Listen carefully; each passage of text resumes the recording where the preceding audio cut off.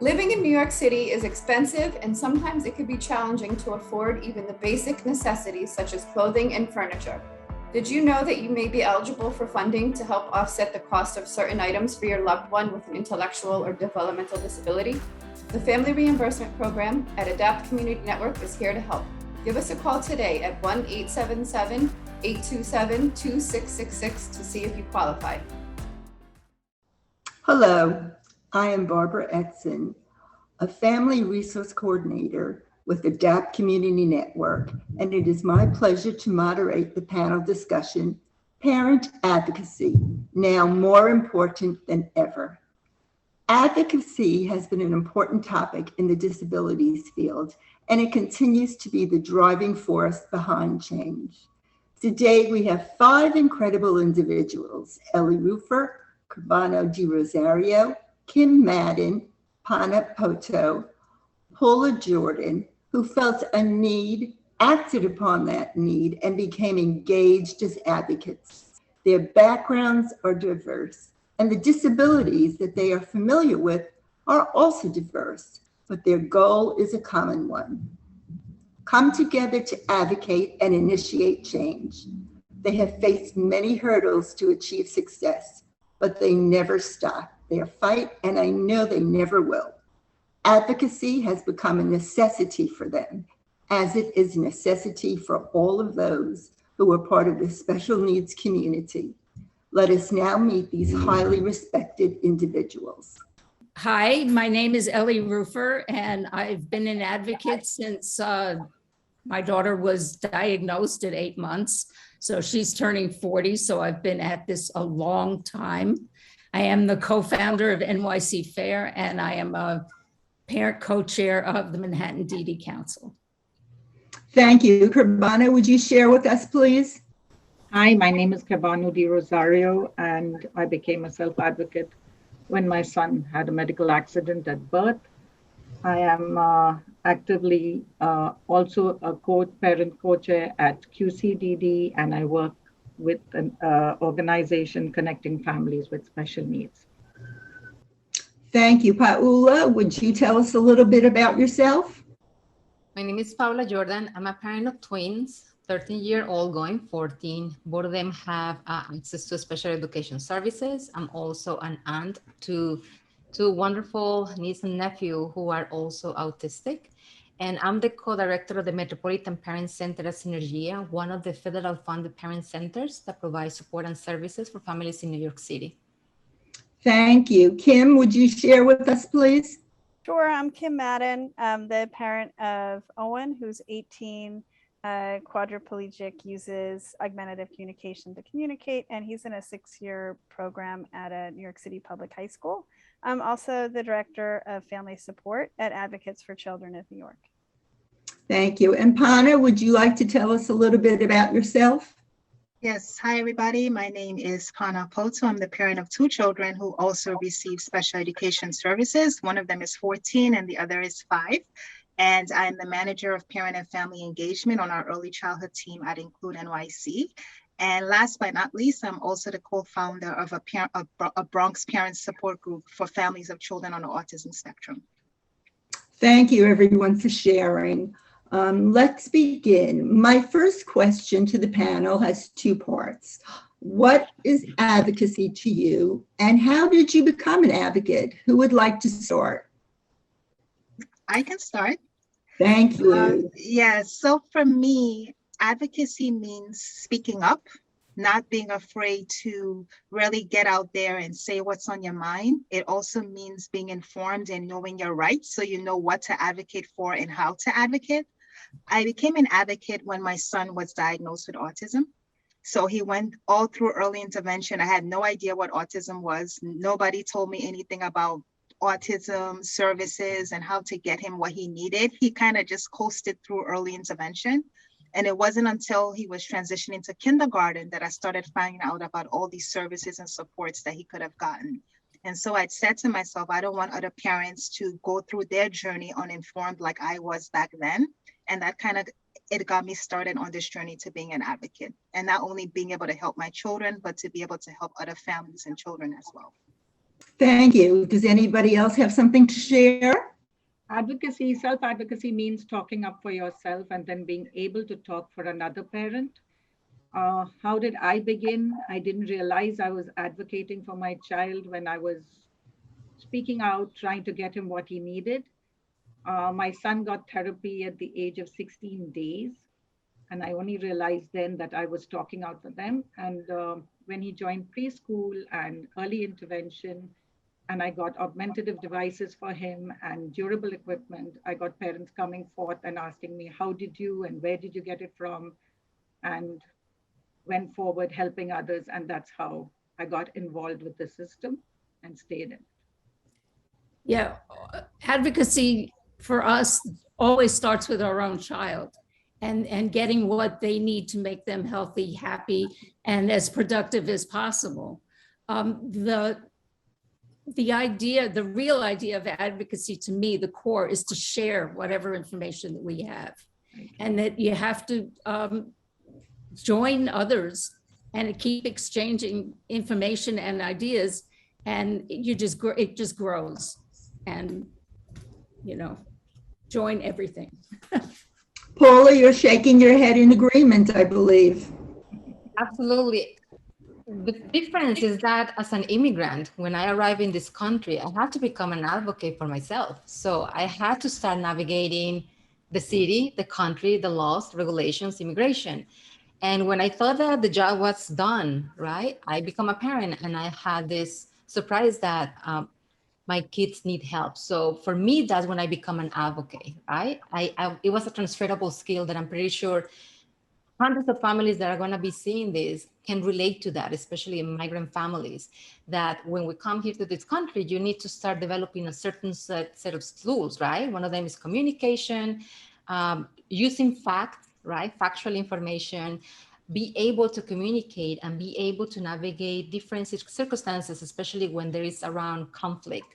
So to become an advocate at this level where I feel right now I am in my life is that I'm able to continue doing this not only for my kids and my family, but also for the families that come to our parent center, and we're able to provide that support and that guidance.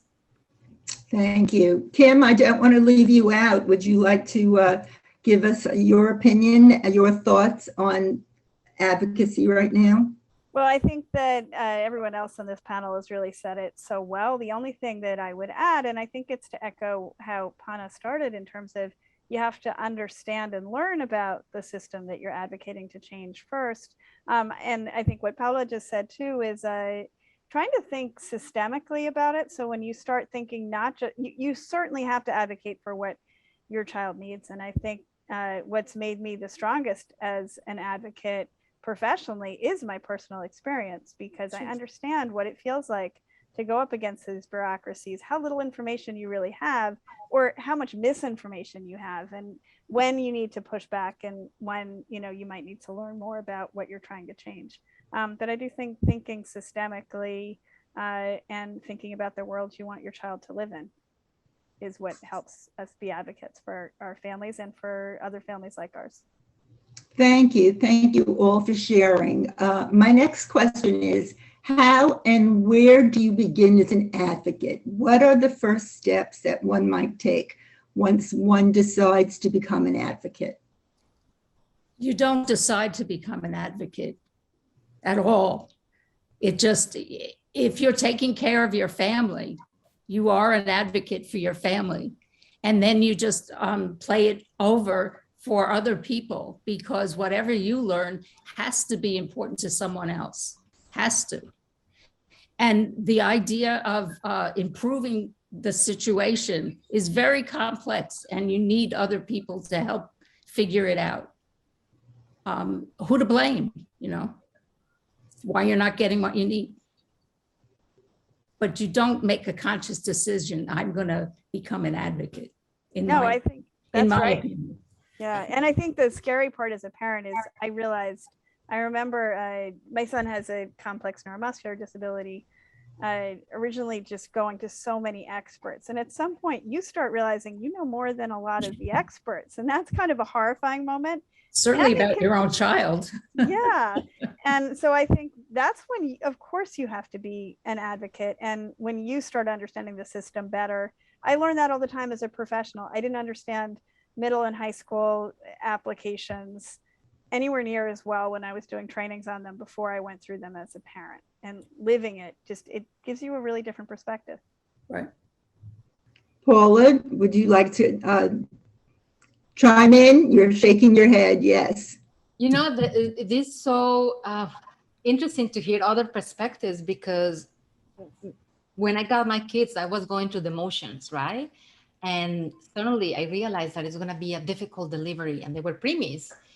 And when I realized that I was in a situation where I did not have no one, no peer model, no family, no one here, I realized that I needed to do something about it. And that's mean to not feel intimidated to be within the medical component, right? I'm Latina. We have very different approach in our countries. Like when you respect the authority and they tell you what to do and you don't question that, that was probably one of the biggest aspects that I had to struggle internally in terms of feeling comfortable under my own skin to be able to speak up, right? At the beginning with a lot of emotions, and it fractured a lot of relationships. And later on, I learned with experience and with good peer model that I was very fortunate to have in my life that it's not going to take you nowhere. So I learned through, the experiences, painful experiences, how to reshape my voice and be able to do this in a better way. Thank you so much. Paula mentioned having a role model. Did any of you have a mentor when you began your journey as a advocate? And where would one find a mentor? I just wanted to say something on what Paula said. Even I came in as an immigrant, but I came with a 9-month-old. So it was a different journey. And I came because I had to give up my job and I had to give up everything, and I was willing to follow my husband and let him work. And it was very difficult emotionally and physically to not be an earning member and be an independent human being, where what I thought was independent. And like Paula said, it was a foreign world, and I began the journey on my own. So I did not have even a mentor or a friend to confide in. And I was just blessed because the school I went to supported my goals. And, in earlier days, we didn't have to go for early intervention. We went into a school and said, you want help, and you got help. And if you were blessed with a good school, you got it. But the journey is very difficult, and it's it's the same for all of us, but it's very difficult as an immigrant and speaking a different body language. Yeah. So I never had a mentor. I just had a fabulous support system that I just picked up along the way. Well, you had a community of mentors then. Yes, I was very blessed. You know that in my case, I got an invitation in the mail because my kids start early intervention, especially my boy at 6 weeks old. And I got an invitation to be part of a training that is provided by the Department of Health. And I never thought that going to that training was going to change my life. I was able to find a mentor and friends. But the surprise part is that my mentor, she was a white woman. She shared her white privilege and she shared her knowledge, and she did it with hundreds of families in New York State. She was one of the most influential person in the state to advance early intervention. Unfortunately, she passed away a couple of years ago, and it's still painful just to think about the gap that we have without her, because I'm part of the whole generation of new parents that we're exploring this. I never was really thinking through the lens of having a mentorship with someone that looks like me as a Latino Spanish-speaking parent. But I hope that with the seed that she was able to plant on us right now, we're going to see a more diverse group of parents who are willing to provide their support to the next generation and be generous with their time, generous with the knowledge, generous with their grace, because this is not easy. So I think this panel today is a good example of that. So I want to add to that. For me, it's kind of similar to what we've already said here. I've had more of a community of mentors. I've learned so much from other parents. You know, when parents experience something good, when they experience something bad, we always share with each other, and we learn from what benefits each other, and we learn from each other's mistakes. So I'll give a quick example of a mistake. I remember when I was renewing my son's Medicaid. And back then we had Medicaid service coordinators. And she told me, oh, just complete the form and put it in the mail. So I went and put all my income and everything. And of course, my son was denied. And I ended up at a fair hearing. I didn't know that I had to submit additional information to show that he was getting services through the Office for People with Developmental Disabilities. Yeah. So they would not look at income. And that was one mistake. That was one time. And every time after that, I knew exactly what to do. And I made sure every parent I knew who was renewing Medicaid knew exactly what to put in that envelope to renew their child's Medicaid. So we learn from each other. We learn from each other's mistakes. And I think there's a lot of value in that parent community. I think it really, really has a lot of value. Here's a plug to bring back site-based EI. Absolutely. Katie is turning 40. So for 39 years, I'm friends with the families that we met in EI when Kate was 8 months old. You know, so, and we continue to this day to share everything that's going on and all the information. So we need to put back some of the services that have disappeared. Yeah, that's our advocacy goal at this point. EI, it's really sad because I'm sure for all of us, that's where sometimes some parents start later, obviously, right. But wherever you start, and a lot of us start in EI, it is such a tough road, and you're trying to learn a whole language while dealing with a whole lot of emotions and all of that. And it's, it should be a much more supportive system. I feel like it was still pretty supportive when we started, although it was beginning to crumble. I am an attorney and was an advocate for legal services for the elderly, very different population. I love to fight, for civil poverty law. And then I hit this system and I was like, oh, this is one of those where I'm going to have to get in and untangle it.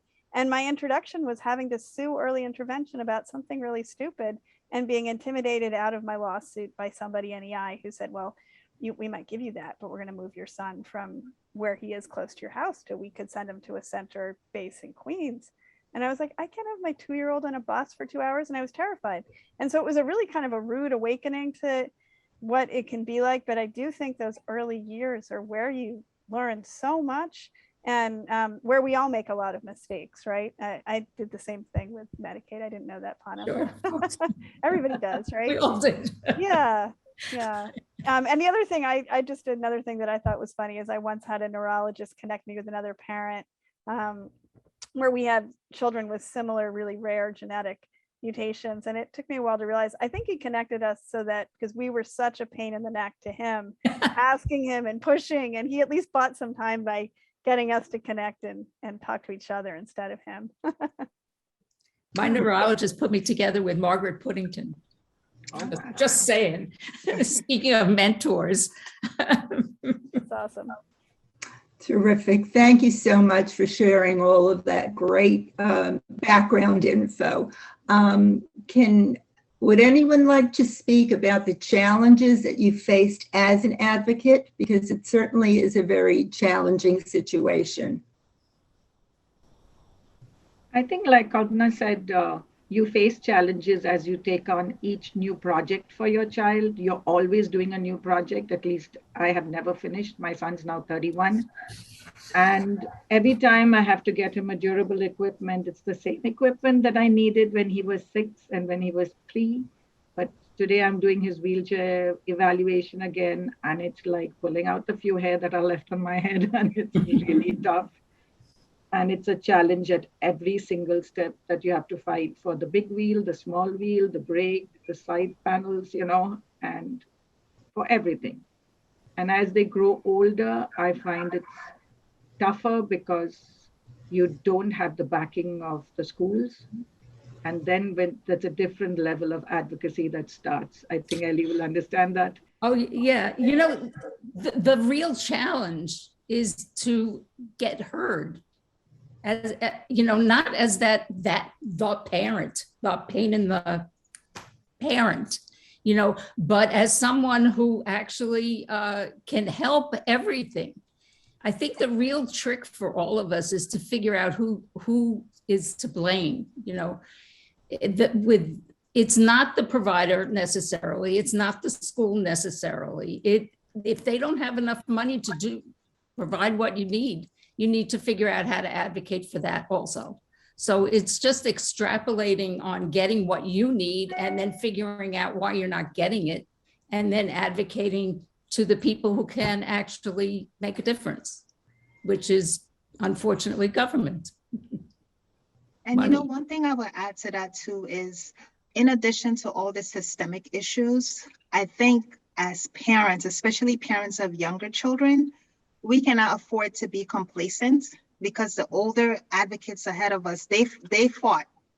A lot of the services and supports that we have now is because the generation before us fought for those services. So we take a lot for granted, and I think we become complacent. So when we see those emails, make calls to Albany, do this, do that, we kind of ignore them. But I think it's really important for us to continue to stay engaged, because advocacy never ends. I think it was Elly who said that the last time. It doesn't end. There's always going to be a new battle to fight. There's always something. If it's not the school bus, if it's not the waiver services, if it's not transportation, it's always something. And so just when we get over one hurdle, it's another hurdle. And it starts really early, from early intervention all the way up. So we definitely cannot give up, and we just have to keep fighting. And it sounds cliche, but it's literally true. Because if you sit back and you don't fight, there could be some service or support that your child can really benefit from that they're not going to get. And that is connected with the burnout as parents, because it's not just about our kids. They're part of something bigger than that. Us that we have extended family in other countries, that's another component. That's another piece of the situation that we have, right? And what point are you going to say, I need to make a stop and recharge? And I think that's one of the biggest challenges that I'm seeing, especially during COVID, where we are really reaching bottom, many of us. And who's to blame here? No one. It's part of the circumstances, right? And what are we going to do next? So it's when you feel that you need to put aside the time to think about yourself, that's when you see things happening. And as Pan is saying, like, if we don't take action and pick up the phone and start advocating and really understand why we are advocating for, what all this job is going to go to, right? So it's a circle. It's a completely circle that I don't know you guys, but I feel sometimes I'm in that wheel, right? Like the constant reaching the point of burnout, and then realizing we cannot give up right now because there is so much that needs to be doing. And right now we're going through a transition in generations. We have the pioneers who are retiring. Unfortunately, many are passing away. Let's gonna see what was the impact of COVID in thousands of families in New York City. What about us, right? What is our moral and social responsibility to continue advancing the rights for people with disabilities in the state? I think that is the biggest challenge that I'm seeing right now in my personal life and working with families, is like, how we're going to keep alive that engagement that is going to be meaningful, intentional, that even if you have time to make one phone call, that one phone call is going to create the necessary effect that we need collectively. So I think that that's something that we're taking it for granted, right? As well. Hey, we have all this amount of people with disabilities in New York State. Doesn't necessarily mean that everybody's at the same level in terms of understanding the system, understanding the history.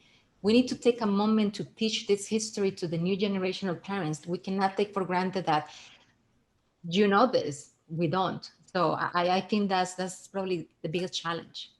I think that's right. And to make sure we're not going backwards. I mean, I was listening to Kerbanu. I have the same thing with the DME fight right now that is exhausting me to my soul. And it's literally recreating the wheelchair every however many years you get to fight with your insurance company. And it's exhausting. But I do think the history is so important. I think one of the systemic change things that I think about all the time as a parent of a young man who's, will be aging out of school soon, is the fact that it does sometimes feel like, oh, it's a system that's existed and we're just navigating it. But what you all are saying about this is a path that has been beaten down by, the generation just in front of Elly. And I look to Elly all the time for, wow, before that it was Willowbrook. Like, I try to think about, and I think that is really important, teaching the history of Willowbrook, honestly, especially from some of the things I've heard recently. There's tremendous amount of information about Willowbrook on the Staten Island DD Council's website, explaining how it got there and what happened and how it's beginning to circle around again. Yeah, and making sure that people who are not part of our community understand that the community understands it as a whole. My biggest hope with COVID was people would understand need and isolation and how we rely on each other. I'm not so sure that was right, but I hope that, there is something where we can teach everyone about the history of our community collectively from a systemic way of, look at what happened in nursing homes. You can't, come on, obviously there's a better way. There's lots of ideas, but the way it trickles out through the bureaucracy is not great. And I think there's such an opportunity for teaching ourselves, but also teaching more broadly about this fight. Thank you. Several of you have just mentioned COVID. How did being an advocate serve you during this pandemic? And what role do you see you'll have post-pandemic? Hopefully we'll get out of this situation soon. COVID was very dramatic for me. I took my daughter home from her residence to give, a couple of reasons: to give staff a break so that they could have half the amount of staff in the house in case someone got COVID. Staffing is the problem at the moment. And then 7 months into her staying with me, I said, it's time to go back. Can't stay here forever. I'm 75 years old. And she said, I'm not going. What do you mean you're not going? She said, I'm not going. I'm scared I'm going to have a seizure on the steps. It was in a townhouse. And I said, okay, we'll find you a residence without steps. And I had to switch providers and go to the DDRO. And because I knew the steps that you had to go through with the state, she's in a new residence. So would it have happened to anyone who didn't understand the system as well? Probably not as within the time frame. So COVID hit everyone. The deaths, never mind. You know that at the Parent Center, we had the opportunity to be part of conversations that were happening at the Department of Education level, where they were in this urgent need to bring this information to families. When we realized how the impact of lack of access to technology, simple things as an internet, simple things as learning how to use the computer or to use your email account for thousands of families in New York City, especially underserved families. And for us to be seen as a credible messenger within our community, I think that was one of the biggest positive roles that we were able to see supporting families here in the city.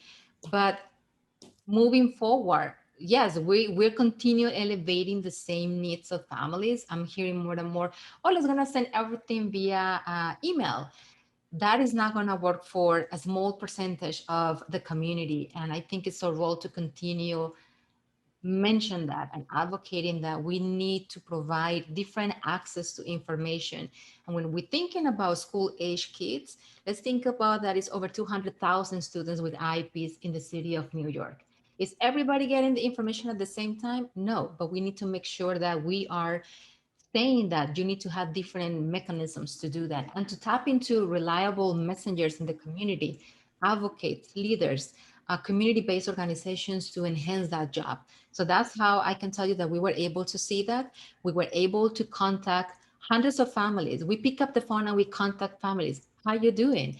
And we learned that their priorities shift during this. Because of the pandemic, there was not education a priority. They were literally, families were scared. People were sick. People were dying. They were hungry, housing insecurity. It doesn't mean that everything is fine working with the Department of Education and the kids were getting the services. It means that the priorities shift, and we were able to really highlight that. Personally, the pandemic affected me also because my son was in a residence, like Elly said, but I was not able to bring him home. I can't physically look after him 24/7. So it was very difficult to even think about it, but I was blessed that the residents looked after him medically and he was fine and he's okay today. But while I was watching this, I was doing parent support groups while I was working. And the stories that came out emotionally really rocked my boat. It's okay for us, we as parents are advocates for our children. And we have some parents that we educate and learn from us and we learn from them. But there's so many of our kids who don't have that support. Don't have the support, and I see it more with the older kids. I had self-advocates who came onto my parent support groups and were looking for help, and I feel that they really, really get lost in the system. Like nothing to do with the pandemic, like when they want to pick up equipment, they do not get it. I've heard like even a speech device is not given to them because now they don't know how to use it, but you didn't know that they did know how to use it in school. So give them a chance to use it, but they won't get a special piece of equipment because they're lost in the system. There's nobody to advocate for them.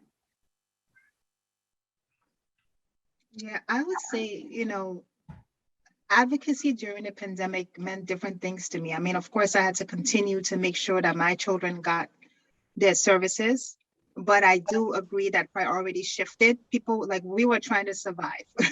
So if we miss speech one day, it's not the end of the world, as long as my family is safe. And I also, through my work at Include NYC, we were also trying to support families. But I'll admit to you all, it was hard because my family experienced loss also. We had family member, a family member who had COVID and recovered. So it's like, while we're trying to support families, we're also dealing with our own issues at the same time. And that there's that vicarious trauma as well, because you're being triggered every single day. Right. And so being able to push past all of that, it was a lot. It was a lot. But, it really helped me just knowing, I found it therapeutic, being able to help other people as well. So there's also that part of it. And I also want to bring up something as well. There's a whole new group of people that are going to need advocacy because of long COVID. Right. So they're experiencing some disabilities that they never had before. They're experiencing some conditions and some health concerns, including children. And there's going to be a whole generation of parents that are going to have to learn this system that we're already in. And that's something that has come as a result of this pandemic. Yeah, I think just to echo that, I think this is what everyone has really said, but it was certainly hard for our family to get through COVID as well. And it absolutely, like Pana said, I did find it therapeutic when I was able to advocate and able to think systemically, because at least it got me away from what we were dealing with, or helped me feel like if I'm fighting for something, I'm going to make a difference for other people. And the prioritization. I mean, I do think the inequality, to state the obvious, became so much more. It's always apparent. And I feel like it's a lot of what I do professionally is fight inequality in the educational system. But it became really apparent that, what's the expression, that we were all in the same storm, but we weren't all in the same boat. And I felt that personally, like as a parent at an organization where other people might not have, other colleagues of mine may not have had the same situation. But then in speaking with, families that were calling us for help, realizing how lucky I was and just how tough it was. And I really do hope one thing we can take away from that is to recognize that we all have to navigate the same bureaucracies and to challenge the same systems, and we may have similar needs, but that we have to figure out a way to get the tools to everyone equally. I couldn't agree more, Paola, that it was so depressing to see everything just move online. I mean, hey, that worked great for me, but it did not work for so many parents. Oh, And the yeah. people who needed it the most were completely nothing. cut out. Nothing. And yeah, and before, I mean, you take a tiny example. OPT used to always mail your route information. They didn't mail anything this year. Yeah. I Not mean, at it was all. a disaster, and it wasn't because of that, but that didn't help. And so I think that that's something that there's a lot of room for improvement in that, and trying to make sure we're reaching everybody who needs help. I'm so glad that you mentioned that, Kim, about OPT, something so basic that we took for granted, that we're going to get the yellow envelope in the mail. It was going to affect everybody. And the part that I'm concerned is like how we're normalizing the language, like send that email. It's on the website. Let me drop the link. That part concerns me so much, because not everybody's going to be like tech savvy, right? And that's okay. Because right there is when we're thinking about the really inclusion. Are we doing this in what is the equity, right? We can do that. It doesn't mean that we can't. Yes, we were doing it before. So why we're normalizing this new language around that it has to be technology? I think that as an advocate, that's the part that I'm highly vigilant, and being able to redirect the conversation about, hey, those are needs that we need to meet certain different ways. Paola, could you just tell us, you and Kim were referring to OPT. Could you just tell us what that is, please? It's Office of Pupil Transportation. And it basically means, for those of us who have school age kids, although I'm sure Elly and I'm still remember getting, them. it's still getting picked up. Yeah. Yeah. But it basically means, how do you transport your child from your home to school or wherever? Mm-hmm. Thank you. Thank you. So who's presently working with the council or an advocacy group? And if you could share with us what you're working on, the delivery of services, individual or citywide or statewide, we'd love to hear from all of you. Call on me. Go right ahead. So I'm the co-founder of NYC FAIR, which is Family Advocacy Information Resource. And the real elephant in the room, and it was prevalent before COVID, is the lack of staff.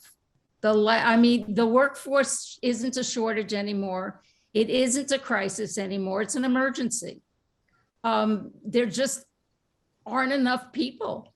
And some of that has to do with minimum wage, and our people, our workers can earn the same amount of money working elsewhere, Kmart, anywhere, and much more.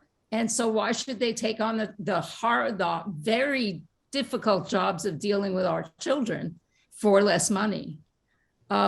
So the advocacy efforts of New York City FAIR and all the councils and anybody who wants to listen is to get more workers, entice the people to work with our children. That goes for the teachers in the 853 schools and the 4410s. And it goes for everyone. And pay parity is part of it. Mm-hmm. So it's getting people to recognize that our children are worth working with and for, and that it can be a career. And then the second half of that is, so recruitment and retention. The second half of that is trying to get more funding in the budget so that OPW and DOE can pay more. So we have a new governor, we have a new opportunity, and I think it's everyone's responsibility to get out there and advocate for their child to get the services that they need. We need more money, we need more people, we need more. And our people, our kids and family members deserve the best quality of life they can have. And it doesn't matter if there's what services we want if there's no one there to deliver them. And it's true no matter how you access services, self-direction or traditional services. There just isn't anyone. Yeah, I think that's a really important point. I know, Elly, you and I have connected, and when I first was trying to understand all these things, I do self-direction, and my dream would be create, which I haven't even like fully fleshed out yet, but it's to create an inclusive, integrated community that's self-sustainable, all these wonderful ideas, but seems so far from reality. And then sometimes people are saying, oh, well, you know, put that in opposition to the residences. I don't see it in opposition any more than the fact that I don't have a para or a nurse right now is the same issue. Same issue. The jobs and the respect and truly the understanding of our community is not out there. And I feel like the established players in the field don't have the incentive to really, or they're just not, they don't seem to be moving the needle in the same way. And so I feel like it's something where as parents and as a community, we need people to understand this in a way that I just think they don't right now. And to understand, you know, the value of these jobs and what a difference it can make, and not just lip service, but money and respect and paid time off. And, you know, I think trying to find a caregiver during COVID who I felt safe having in my house was close to impossible. My husband and I just split our schedules. We never had a day off. And that's how we paid the rent and took care of our son. But for lots of families, it was, you see the trickle down thing. My son's already gone through 2 paras in school. And what are we in the 4th week? And both of them left because of family caregiving responsibilities. And of course they did. I mean, given that, you know, it is such a bad balancing act right now. There's no blame. You're not angry at them. It's just they can't. I'm in the same boat. If you know, I'm like, I'm only just one little step behind, you know, having to figure out what am I going to do if I can't do my job. I think there's a trick here though, knowing who to blame. You know, you don't blame the provider for not being able to give the services when they don't have the people to give the services, when they don't have the money to pay them, you know, so a lot of different levels. Yeah, understanding the bureaucracies, you know, how wages get determined, how benefits get determined, what actually, you know, self-direction is a whole other thing. But well, and the budget just doesn't have enough money in it for us. Yeah. Right. Paola, did you have something you wanted to share? I am doing something a little bit different, and I want to framework this, that when you're thinking about this level of advocacy, I want to be mindful that not everybody, especially people that are watching this recording, that it's a privilege, because many families have the 9-to-5 jobs, and you usually do your advocacy in your free time. And that's very limited for when you have a family that is so complex as all of us, right? So in my case, my advocacy is hyper-focused related to my kids, because I'm giving away my time, right? And when I started doing that, I was part of the early intervention coordinating council at the state level. And I did that for over 10 years. And actually I resigned from that literally a month ago. It was bittersweet, but I think it's time for the new generation, for parents who have a more recent experience with early intervention, to be there. They deserve to be there. They need you there. And I think that's another way for me to share power, right? I think that's so important. We need to share power. We need to tell the other families that are coming behind us, those are opportunities for you to create an impact the way that we already did it in our term. None of my 2 kids are eligible for services under the Office for People with Developmental Disabilities. In my job at Synergy and the Parent Center, we support the efforts that all the developmental disability planning councils are doing. We provide public testimony. We do all of that. Our Parent Center is also part of the Arise Coalition that is focused specifically about issues related to special education in New York City. And in my personal time, I am doing volunteer work with cultural organizations in New York City who are really doing a fantastic job creating inclusive spaces for disabled New Yorkers. And what I love about that job is that they're removing every single barrier in terms of financial access, creating the space more inclusive, having diverse staff that are really going to be a reflection of the families that they want to bring. One outcome of this collaboration, for example, is with the Museum of Modern Art. We were able to work in a collaborative way, creating the sensory map. So that's an outcome. And that's something that I think it taps into our interest. And if I'm going to volunteer the additional hours, I am trying to do it in different areas that I think is going to serve not just one percentage, but broader, right? Yep. Thank you. Pana, did you want to share something? You're muted. Hi, I'm sorry. Yeah, I know that several people have mentioned all the DD councils, the developmental disabilities councils, and as you know, and this is for the people watching, there's one in every borough. So that was kind of my way of starting out, because I used to attend the ones for the Bronx, and right now I attend the ones for the children's committee and family committee for the Bronx.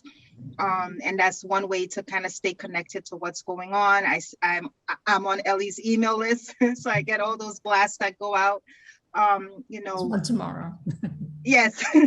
So, you know, just staying in tune with what's going on, being able to advocate on a local level.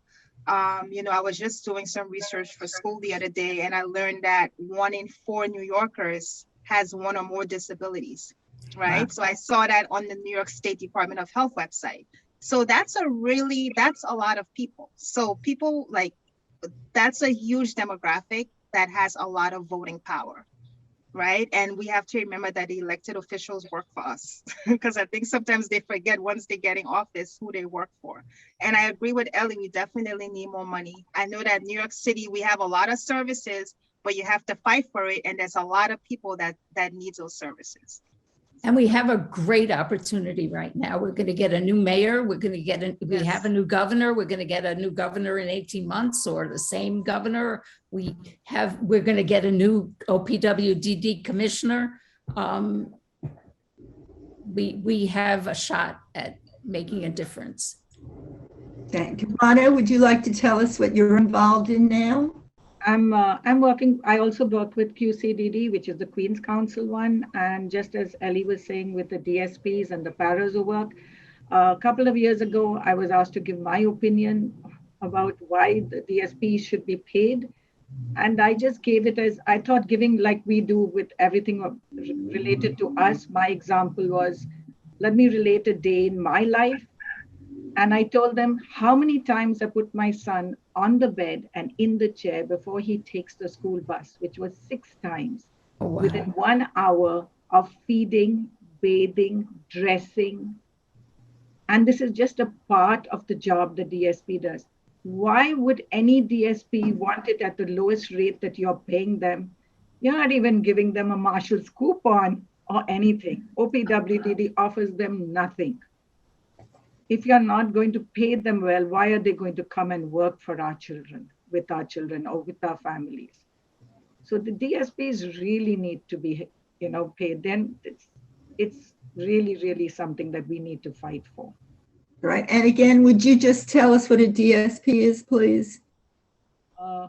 Direct support professional. Thank you. The words go away. Thank you. Well, I just wanted to say thank you to each of you for your participation. This was just terrific. You had wonderful things to share with us, wonderful personal things. We appreciate that. All the advocacy that you're doing, we all appreciate it. And Elly, I will give you one more thing. And, but it goes to what everyone was saying about COVID and everything. The opportunity, anyone with electronic access, the opportunity to attend meetings is much better now than it ever has been. So that while you're in your workday, you take your lunch hour and you attend the Developmental Disabilities Council's meetings, and then, I'll plug myself, but our meetings are always in the evening, so that working families can feed their kids and, come on board. But it's a blessing and not. So what can I say? Right. Thank you. Well, certainly, if you'd like to learn more about advocacy, you can reach out to Family Connect. We will be providing information about the DD councils for each borough, resources such as ones that the ladies here have represented, and you can always just reach out to adaptcommunitynetwork.org. And again, I thank you all for this really enlightening and very informative advocacy panel. Thank you again. We thank our panelists for this extremely informative and lively discussion. Each of you has shared your individual and diverse journey to advocacy, but you have come together to state the importance of banding together as a community to invoke change through advocacy. To our audience, we hope that this presentation is an encouragement for you to become involved in a program, attend a disabilities council meeting, join a support group, contact a legislator, write a letter, attend a rally, and transition to advocacy. There are many paths that can lead to advocacy, and there are no limitations or restrictions. You can be involved a little or a lot. The key factor to remember is that advocacy leads to change. Change will happen when there are many voices that are heard, and the more voices, the better. The world is diverse, and the special needs community is just as diverse. But we need to support each other and to advocate for the entire community. When we come together, we are a force that will be noticed and affect change for all. For more information on advocacy, please reach out to Family Connect, your borough disabilities council, or your school district. For information or referral for supports and services, call 877-827-2666 or contact Project Connect at adaptcommunitynetwork.org. Thank you very much.